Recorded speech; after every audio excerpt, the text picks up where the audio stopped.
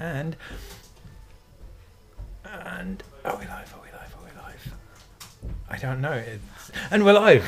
Hello. Hey guys, you're watching YouTube. You're watching TechRadar on YouTube. My name is Basil. I'm Andrew. Hi. And it's exciting because this is awards time. We've had everybody involved in CES 2018 pick their very best in so many categories. How many? 27 categories or something? Something like that. It's a lot of awards, but it's also really cool because we're going to talk about all of them and we've spec'd up so you don't have to.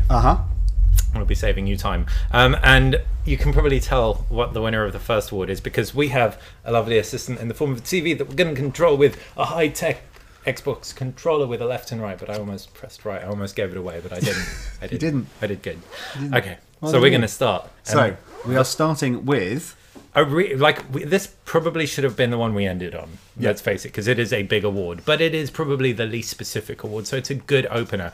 Best in show. A lot was announced. You had the Vive Pro. You had the AIBO wasn't really announced, but you had the AIBO, which is basically my winner. It could have just been an entrant in another category. Oh yeah, maybe, those might not You be had the Sony winners. Xperia XA2. You had a lot of things that were announced. There you go. Yeah. But the winner of Best in Show, which is the reason most of the people would have wanted to go to CES, was The Wall. The Wall is a concept. The Wall reinvents OLED technology with its micro LED technology. Micro LED.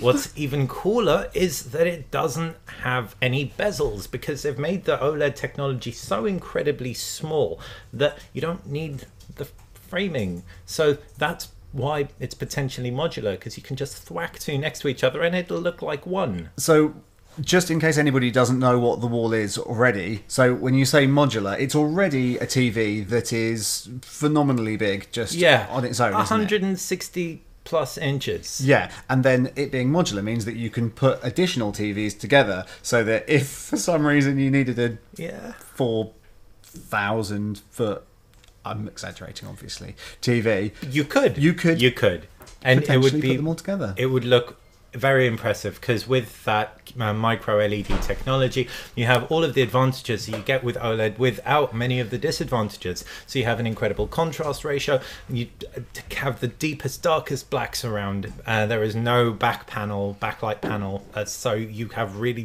beautiful blacks, color saturations off the chart, and because it's a new tech that doesn't use organic elements, there is no chance of burn-in according to Samsung, which all of this is exciting, but also is uncorroborated because we haven't actually tested it out for ourselves. Yeah. So when this stops being a concept and starts being reality, that's when we'll get super jazzed about it. But given that CES is Consumer Electronics Show where we get an insight into the future, this is the future.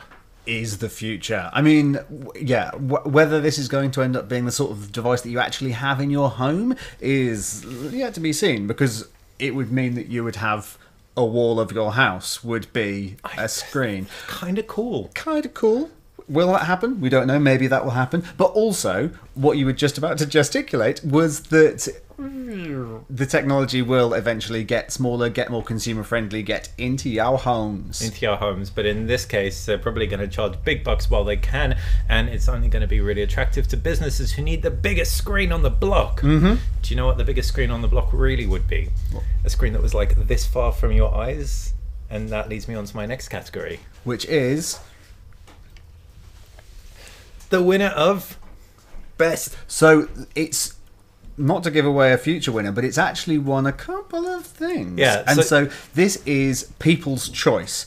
And it also won Best VR. As you can probably tell, it is a VR headset, and this is the HTC Vive Pro. Now, the HTC Vive was already an industry-leading headset. It was super exciting. It was really cool. And the sort of the look that the industry was going towards was standalone headsets and cheaper headsets and trying to get more people into VR, because VR is one of those things that it's super exciting, and when you try it you're like, oh, this is amazing, but there aren't enough people in VR as an ecosystem yet for it to be worth people making content for it. And because there isn't the content, people don't want to come to it, and blah blah blah blah.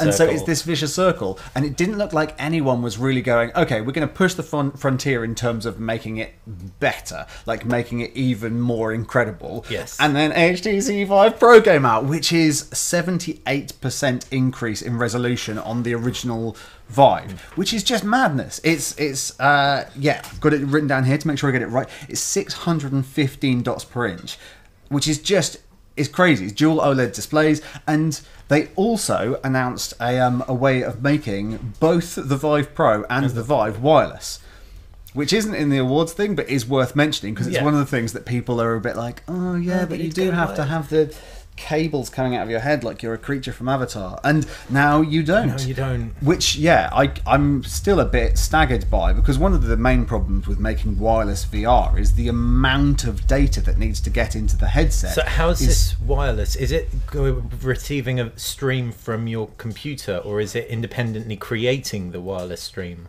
So basically, you have the wireless coming from the VR headset going into a wireless adapter that then has a wireless connection to your PC. Oh, cool. So you're using your PC's brains. You're still using the PC the way that the HTC Vive always has done, but just rather than being physically plugged in, it's a wireless connection. That's incredible. But obviously, that means you have to have vast wireless bandwidth.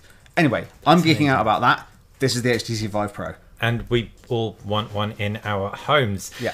What I also want in my home, which won our CES Must See award, is the LG rollable OLED TV. Ba-dang. Thanks, dude. The LG rollable OLED is obviously an OLED, 4K OLED, so it's beautiful, punchy, poppy, and very, very sharp. 65 inches, great size. But what's so special about this is that it rolls into the base station. It's made by LG Display, not LG Electronics. So LG Display don't actually sell their own TVs, but they create them, then sell them internally to LG Electronics. So hopefully we'll be seeing something in the future that will look relatively similar to this. The reason it's so cool is the space-saving potential of it, and also it turns a TV into a variable sized device. What I mean by that, you can have it either in 16:9 for a full HD film, or you can have it 21:9 so that you don't have any black borders, or you can even have it in notification mode where you just get a thin strip highlighting the weather, music you're playing, and other stuff that could integrate really nicely with a smart home. Super cool. Yeah, super cool. But again, it's a concept just like the wall. So out of everything we've spoken about so far, only the HTC Vive is going to be the one that you can pick up, probably 2018. But you know what you can pick up right now? Right now. Our winner of best smartphone. Now, this isn't a new device, ta-da, but it is a newly announced device for the States. And given this whole awards was put together by the people out there, people from the UK and people from the States who haven't had the chance to get their hands on the Huawei Mate 10 Pro. The Huawei Mate 10 Pro is easily one of the best smartphones on the market today. Don't need to talk too much about that because you can just check out the full review. It's on TechRadar.com. There's video review as well. Incredible battery life, beautiful design, and a really, really solid camera as well, especially if you like to tinker. Right, it's me again for the best laptop, which is weird because this is kind of a tablet, but it's also a laptop. It's a Snapdragon 835 powered Windows device. Has 1024 levels of pressure sensitivity. It's got the really similar to Surface Pro styling.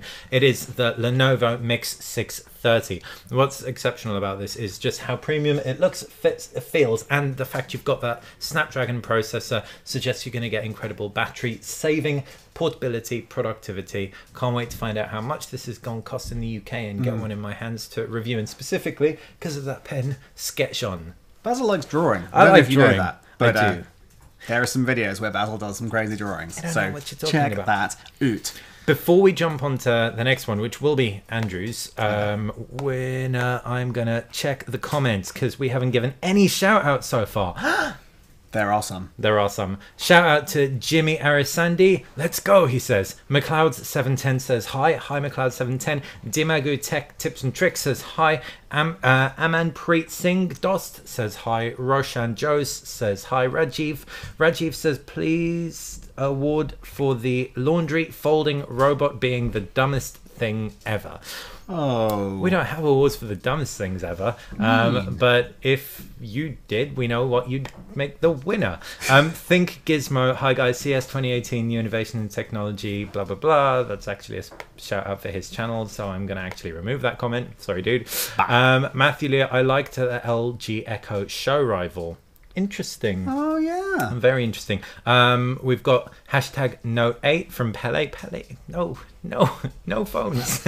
We're done with phones. For the record, if you came here for the phones, sorry guys, we're done with phones. But there is so much more cool tech. And Appassionanto says what one of the upcoming winners is, which we will talk about in a sec, but not just yet because I've spoken so much. It is high time, Andrew. It is me. It is best wearable tech, and it's a VR headset, which is quite exciting for me. So obviously, best wearable tech does cover quite a broad range of things and could be a fitness tracker or a whatever you want to have. So for me, it's quite exciting that it's gone to a VR thing. And this is... Andrew likes VR. Do I?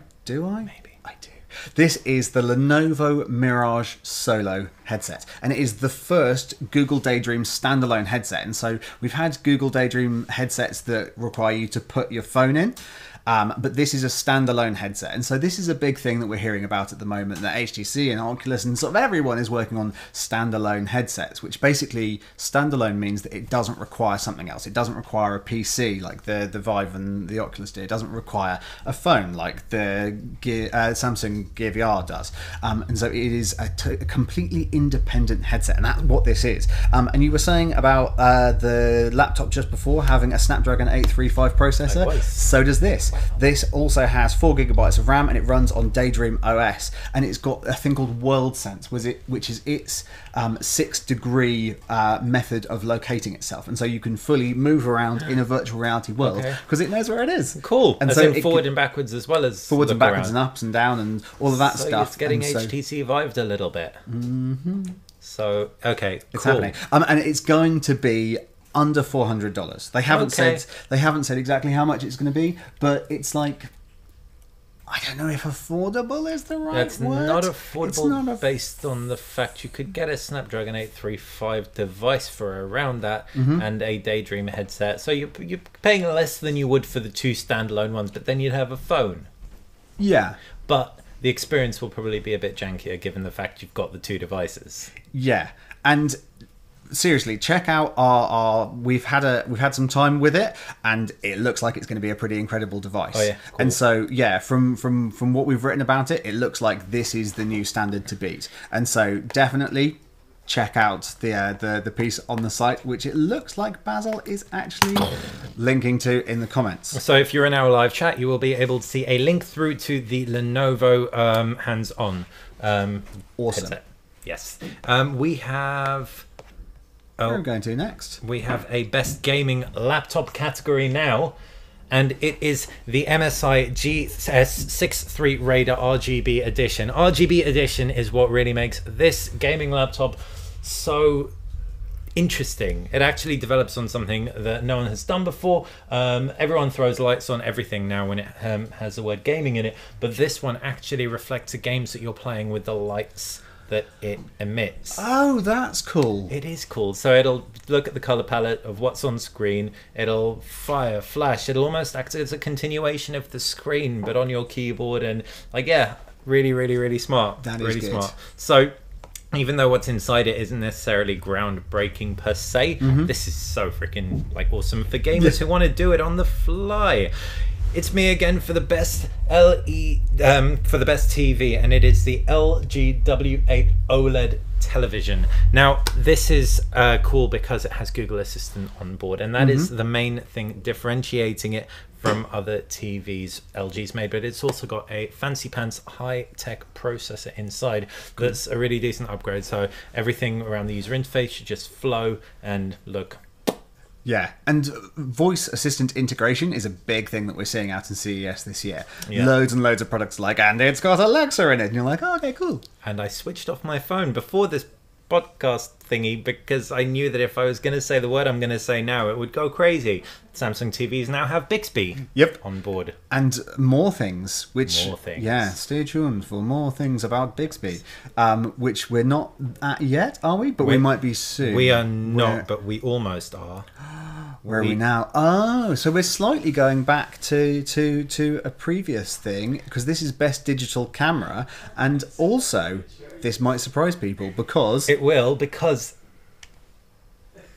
It's not really a digital camera as you're used to them. Kind of a digital camera. What is it? This is another Lenovo device. And so this is the Lenovo Mirage camera. And so this is a camera specifically designed for creating VR experiences. And so you can see that it's got two cameras on the front there, kind of like you would have two eyes on the front of your face.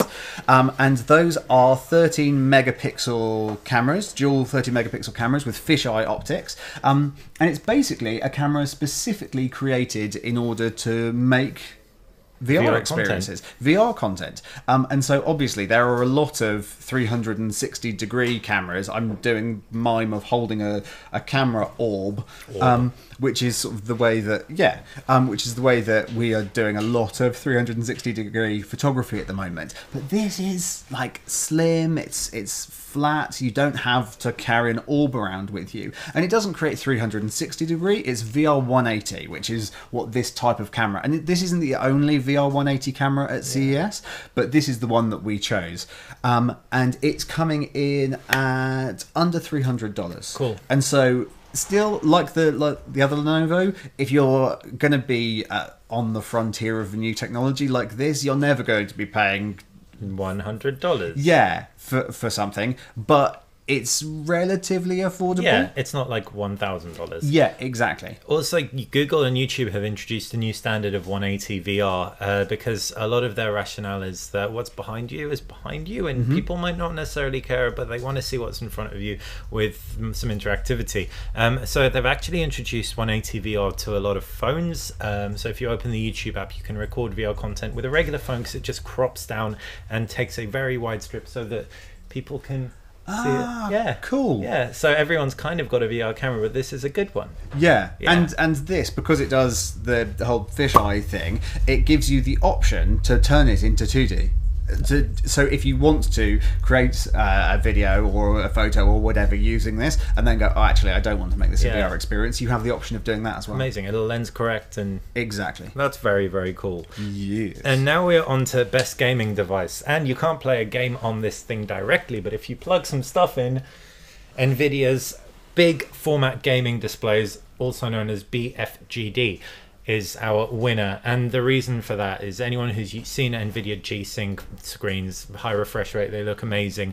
This also introduces HDR technology to the mix as well, HDR plus even. 65 inches, incredibly immersive gaming. It's seen support from the likes of Asus, Acer and HP, all making screens like this. And most people, when they think of PC gaming, they think of the like monitors that are tops like this big, like 23 inches or whatever it is.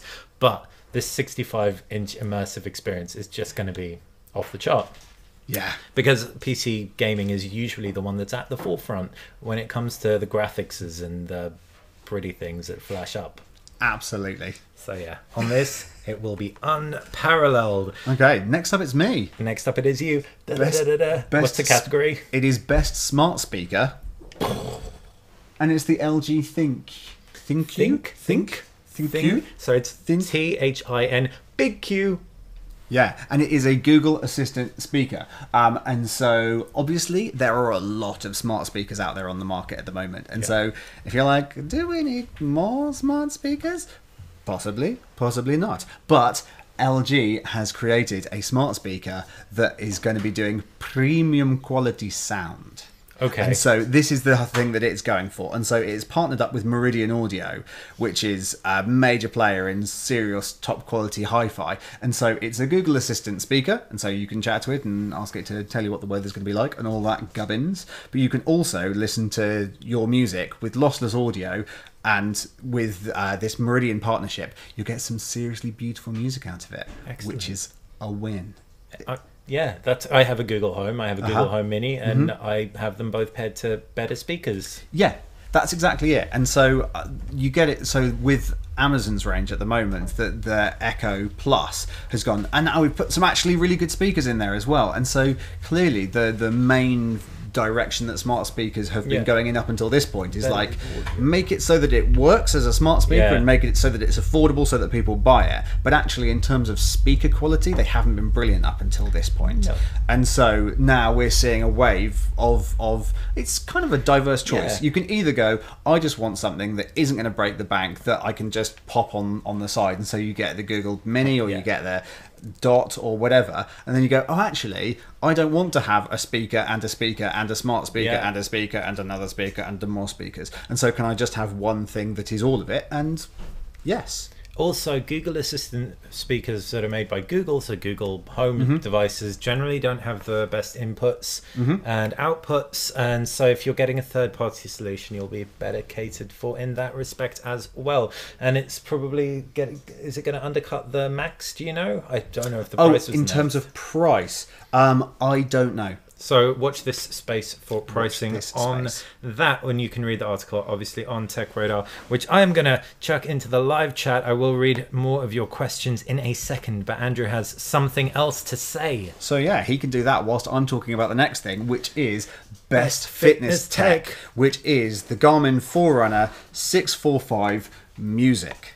Now, the music bit of it might have given away what the special feature is, but it has the ability to download up to 500 tracks, so that whilst you're out running, you can have your Garmin connected to your headphones so that you can listen to the music without having to have a phone with you. And so if you are a serious runner and you like the fact that Garmin does high-end heart rate tracking and GPS and all of those sorts of things, but you also like listening to your Miley Cyrus while you're running, and you don't want your phone just slapping against your thigh, because if you're running for 20 odd miles and you've got a phone hitting your thigh every time you take a pace, that's going to be a problem. And so this is a solution to that. And it also contains Garmin Pay, which is a cool thing. And so we're seeing more and more fitness companies bring this in. And so the Fitbit, I think it's the Fitbit Ionic, has NFC Pay. And so, yeah, being able to be out on a run and be like, oh, you know what, I really fancy a bottle of water or something. And just being able to... Boop. So this actually happened to me. I went for a run, and I injured myself. A car pulled up in front of me and I rolled over my ankle. And I was able to get on the bus by paying with my watch. Because I left my phone at home. That was when I was using the Huawei Watch 2. And even though the 3G SIM card in that is appalling and it will literally last like for 3 hours, it was good enough for my 10K run. So yeah, brilliant. And this does also have the option, if you're a Deezer user, that you can download your offline playlists to it. And if you're in America, iHeartRadio works on it. And there's no announcement from Garmin yet about whether other streaming services will be available. Spotify. But watch this space. Watch this space. Right, before I jump into the next category, which is Best Toy. I mean, these have all been toys, right? Which is Best Toy. I'm going to give you guys some shout outs and read your comments. So Michael Haney says VR is worth it. That's a statement. That's affirmative. That's confident. We like that. Not wrong. Anan Arkawi says hello. More shouting out to your own channel. Don't do that. Remove that post. No, I think this. He thinks that an award should go to Razer for the Razer Linda. I'm gonna just spoil it for you. We got no Razer Linda awards here. But if you check out the video posted on our CES hub, and it's also on YouTube, posted yesterday, we talk about the Razer Linda in depth. So that's all I will say about that. Raymond Moore, will high-spec gaming laptop be worth it in the future when you can game with cheap laptop with GeForce Now? That's a very, very good point. Again, I'm going to tell you the same as I told the other dude. We covered GeForce Now a little bit more extensively. That is a streaming service that allows you to patch your games and stuff, and you can use a cheap PC to stream some high-end games. Pele, I can't get Google Assistant in Denmark. I don't think we have a Danish talking smart assistant here yet. Oh, wow.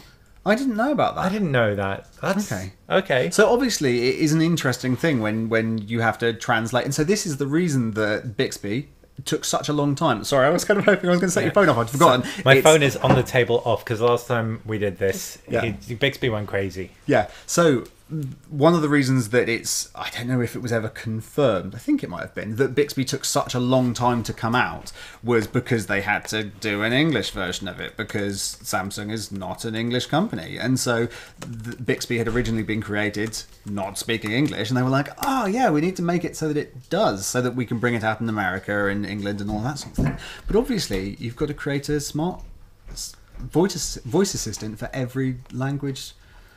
Wow. Yeah. Okay, so thanks for that, Pele. That informed us both. We have the best thing about CES 2018 is Byton's car. Interesting. Is interesting. Also, we spoke about that in the previous video, so check that out. Indeed, that was Mr. London here's topic of choice. 65-inch PC gaming monitor from Pele, showing some love to the BFG display. And that is pretty much it. Awesome. So I'm going to now talk all about toys, specifically one toy: root, coding and play.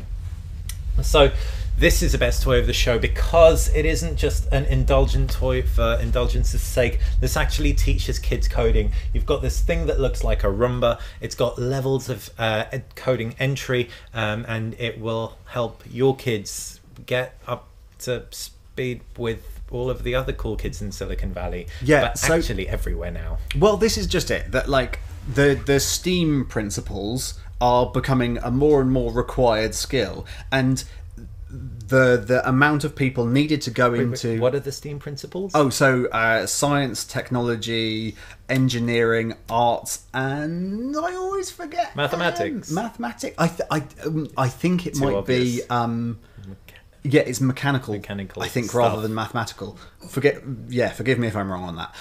But basically, we have massive need for people working in those industries, and education just isn't getting us there. And so there are loads of toys that are coming out that include learning to code, and it's a brilliant way of actually going. Yeah. This is a fun thing, and code is fun. Yeah. Like, as much as that is probably the dweebiest thing I've ever said, like.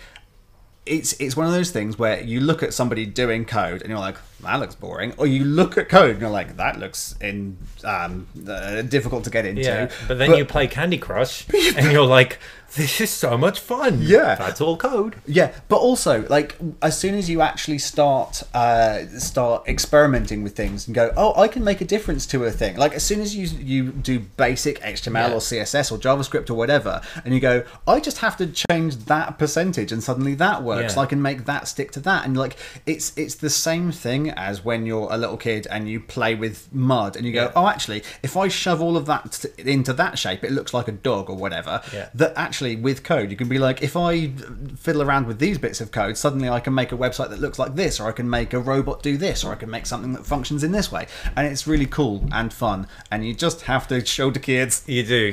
Kids that play with mud have higher immune systems.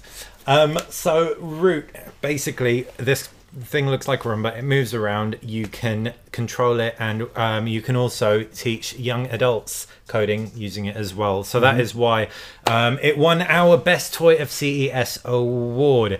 Now we have some headphones. Best headphones are the Sony WF-SP700N. These earbud in-ear headphones. They have water or splash proofing, not full-blown waterproofing, and they also have noise cancellation as well, which is massive because noise cancellation is a massive battery drain, and so something that's this tiny being able to cancel out the background noise is pretty impressive. And they come in some funky colors as well. We've got this shiny yellow variant too. Oh yeah, again, which you can see on the site. Next up, we're just going to skim over this one because we may have I've already talked about it a bit. So, but just to clarify, Best VR, which Andrew mentioned earlier, did go to the Vive Pro, and Best Home Theatre product went to the wall, even though, again, it is just a concept. It is a very cool concept. Next up, we have Best Innovation. So this is on me. The reason, purportedly, that Apple nubbin at the top rids Yeah. your face on the iPhone 10 rather than takes your fingerprint is because this technology wasn't ready in time. Synaptech, the company that makes the fingerprint scanners, wasn't able to get it under the screen, but now Vivo, this Chinese company that's made phones for a while now, but never premium flagship phones and never been first to market with anything in terms of groundbreaking stuff, have done it, or has done it, singular. Yeah. The fingerprint scanner under the screen. Yeah. That's amazing. So we've had our reports out in the US tell us that it works really well. Cool. It's relatively intuitive, because my fear is you've got everything feeling and looking the same. You're going to be looking around for the fingerprint scanner and you won't know where to press, but actually... Well, hello, Windows. Hi. And I'll mute you.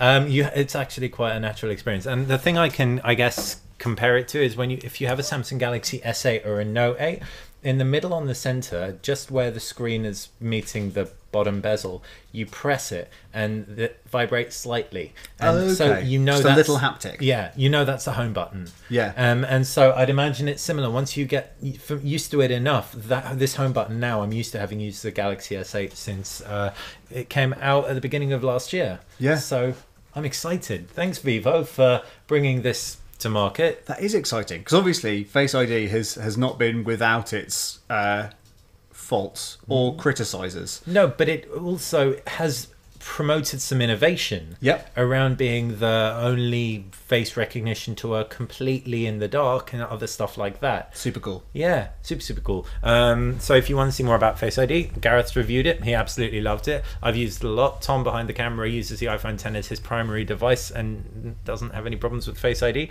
Awesome. It's nice and secure, but fingerprint scanners also secure. And now invisible. Right. So now it's time for sound bars. This is not my area of specialization, I'm not going to lie, but it was picked by our experts, and I have gotten myself very familiar with their opinions on the Sony HTZ9F soundbar. And one thing that I do know a lot about is Dolby Atmos. I've listened to a lot of Dolby Atmos stuff and it sounds beautiful, and this introduces Dolby Atmos support, and on top of that ties in nicely with 4K content, 3.1 channel system. Yeah, really gonna make anything you play on it sound spectacular. Does the sound good? It does the sound good. Yes, it does. And now best mobile accessory. And this is one that I'm super stoked for. It is the DJI Osmo 2. So the Osmo 2, for anyone who doesn't know, is a gimbal. You put your smartphone on it and you move around, the smartphone doesn't. It's like magic. So it creates a steadier image. It is the ultimate in steady image. And it actually, because what gives away the smartphone, most smartphone, especially high-end smartphones, smartphone-ness, is the fact that the stabilization just can't compensate for our handshake. And so you have a pretty grim jelly effect a lot of the time, unless it's on a tripod. Shooting 4K on this thing, actually in good light, you'd be hard-pressed to tell the difference between this and a lot of higher-end digital cameras. But with the DJI Osmo 2, not only can you shoot in landscape, you can also shoot portrait. So it is the ultimate Instagrammer gimbal. That is very cool. Yeah, so that's our definite pick with regards to best mobile accessory. The Osmo was a hit, and we're guessing this one will be too. Now it is time for more Andrew London. I'm very excited about Andrew, what is the best smart home device? Best smart home device is Samsung's Family Hub fridge. And so basically this, if you know about smart homes, then you'll know that there is at the moment the need for a hub as well as a speaker, as well as all the other things. And so it's one of those things where there are lots of different elements that all need to be unified together, and Samsung creates the Smart Things hub, which is one of the industry leading standards in smart home hubs. But still, I'm always a bit like, but why do you have to have a separate thing when you could just have it be be in the speaker or be in something else. And Samsung were like, okay, well, why don't we put it in a fridge? And so this is what this is, that it is a smart fridge. And so on top of being able to know what's inside your fridge, and so you can be like, oh, I don't know what I'm going to cook. And it's like, well, you've got eggs and you've got cheese and you've got ham, so why don't you make an omelette? You're like, cool. It can also be like, hey, you know that egg's going off in like a couple of days, so you should probably make that omelette. It can also be the hub that connects everything in your home, and it has Bixby in it. And the bee friend. The B word. Yeah, which, like, obviously, if you follow our content on TechRadar, you'll know that Bixby isn't the most popular voice assistant out there, but the fact that the SmartThings hub and integration is one of the most popular things out there could mean that this is where Bixby comes into its own. Now, I heard Andrew and Gerald talk, one of our other guys in the office talking the other day about the SmartThings hub, and I've worked on this in the past, but it made me want to look into it.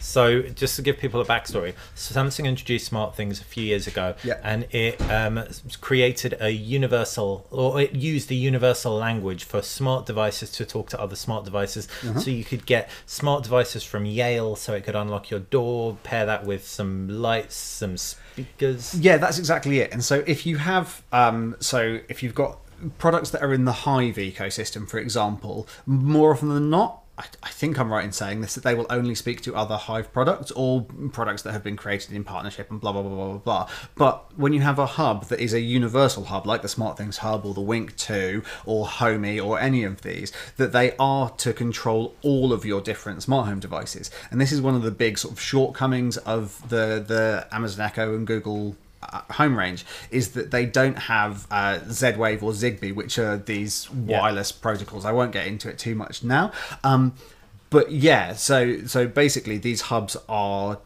to be sort of manufacturer agnostic, I guess would be a way of describing it. That's super cool. So that you can communicate with all of the different things in your home, and this fridge does that.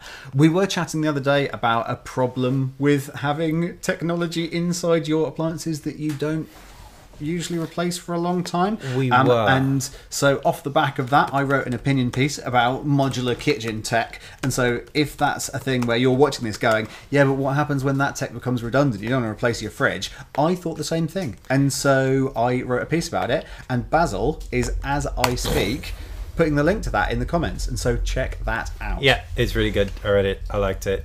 Your words make sense. And we also now have a new category. It is best drone. It is the Tello. The Tello is a $100, £100 drone. It opens up drones to be super accessible, and that is why it's our winner, and it is as simple as that. So our guys in the US tried it, and they said it worked really well. So for £100, you can't really go wrong. We also have some speakers to talk about. The Sony SRS XB41 turns your home into a disco. They light up, they sound great, and yeah, they look good, grilly. They do super really. grilly. Also, with like, this is the first time I've been looking at these, but they look a bit like eyes, don't they? They kind of do. Oh, what's that robot? Short circuit, kind of. Yeah, short circuit. This is a part in every live show where Andrew London almost cries. Speaking of cute eyes that are looking at you from an electronic device, it is best robot. Oh yeah. It's the AIBO. So this is the Sony AIBO, and it is a dog, which is a dog robot, and I love it. Already, and he doesn't even own one yet. Yeah.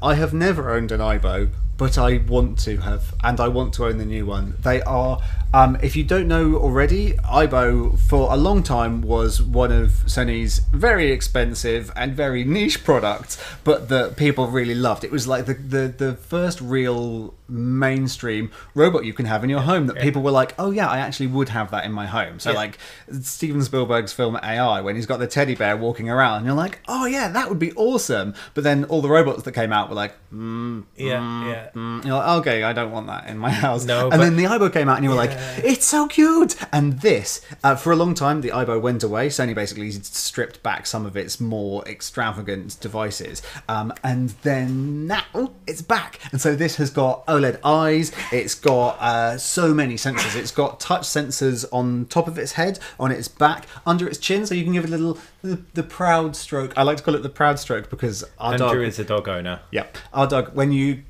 stroke under his chin, he goes like...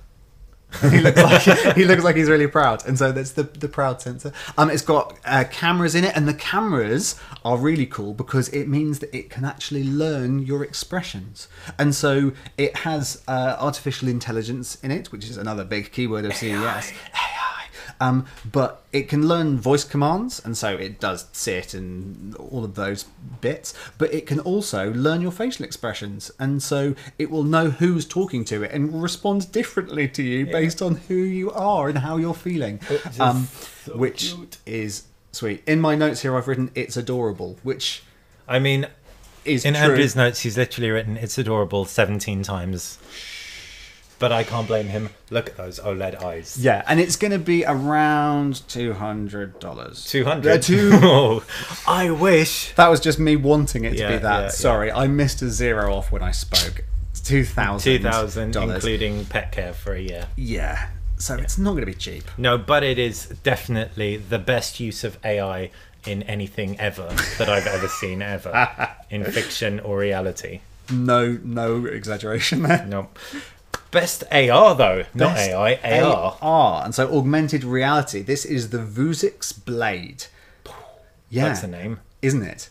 And so when Google, I've forgotten the name of it. Google Glass. For a second, it just like went out of my head. So Google Glass came out, and it was like, oh yeah, this is like RoboCop, that you can look out at the real world, but you can have information. And I'm happening at the taking same pictures time of you right now, and you don't know how creepy is this. Awesome. Yeah. And so Google Glass was not without its problems, and it just kind of disappeared. Yes, and then we have had HoloLens, and HoloLens is mixed reality, but like cool. Yeah. But definitely not a thing that you would want to just wear glasses on your face and have an augmented digital experience of life. But now this is what people are saying at CES is the sort of the next generation of actual AR with a pair of glasses that you would actually wear. They're prescription ready, so you could put your prescription lenses into them. They've got Amazon Alexa in them, so you can use them as a smart speaker interface. You can connect them to your phone, whether it's Android or iOS, and so you can have notifications. And apparently the screen is like it sits up in the top right hand corner of your field of vision, and you've got a little toggle so that you can adjust how much of your field of vision it takes up. And apparently it's really good. Like the screen works. It looks nice. It's a nice interface. It's like it's the first real example of an augmented reality pair of glasses that you go, oh yeah, literally I would consider buying first time in my life I've been sad not to have to wear glasses. Yeah. Like literally, I can't think of another time. Yeah. And it's probably really cool. going to be around $1,000. Okay. So that makes me feel a bit better. But yeah. Still, like, that's really, really cool. More than a normal pair of glasses. Yeah. But it does more than a normal pair of glasses. It does. And it probably costs less than some designer glasses that do less. Too. I wouldn't know. Maybe, no, neither would I. But what I do know about is the best wireless charger. Sexy category alert. This is the Belkin Boost Up Dual. Apple announced their wireless charging pad when they announced the iPhone 8 Plus and 10. You can charge multiple devices on it, which is super cool, but it was a picture on a screen, and that's where it stayed. This is a real device that you can touch with your own two hands, and you'll be able to buy soon enough and charges multiple devices. So if you have multiple wireless charging devices, such as two phones or a wireless charging watch or whatever it is, you can do that. So it saves time, and we're almost done. We're almost at the end. Almost at the end. This is our last category, best battery tech.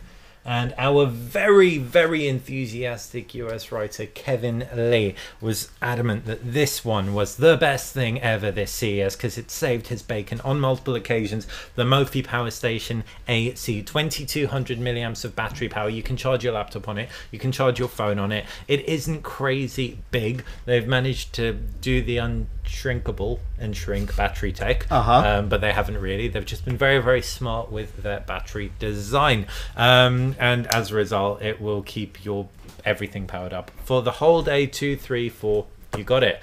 Awesome. And that has been our awards. CES 2018 is pretty much over and out. Just in a one bite-sized nutshell, what's been your favorite?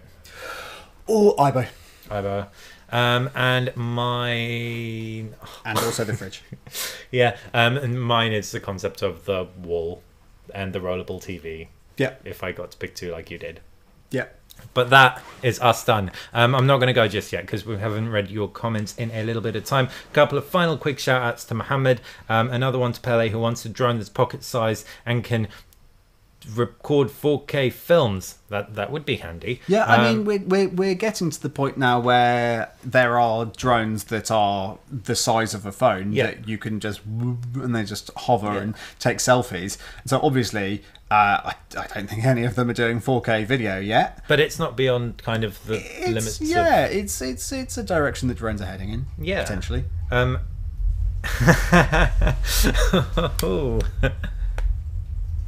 Oh, hi there. So Anas says, who is the cutie with the MacBook? That's me. Unless you've accidentally identified that as a MacBook. Yeah. But I'm Andrew London. Hi. This is Andrew London. I am Basil Cronfley, and that has been us reporting on CES.